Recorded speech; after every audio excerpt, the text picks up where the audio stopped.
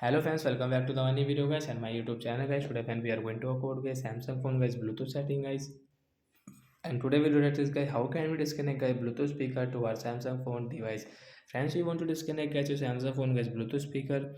So man, how can we disconnect today friends? I will show you. I will tell you in this video guys.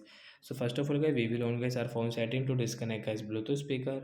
So friends, turn on your phone setting. After on phone setting guys you can see this tab setting. Friends, click on guys this phone connection setting. Friends, click on guys your phone Bluetooth setting guys.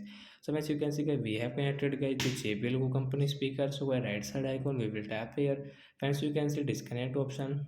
Friends, you can see connected. So guys, we will disconnect from here. So friends, speaker will disconnect guys. We cannot use guys. If we use, so guys, we will have to only click guys. It will connect automatic. But guys, we will not use guys. We want to disconnect. So like that guys, you can disconnect guys your Bluetooth speaker to your Samsung phone device. So that's it guys. Thanks for watching the video.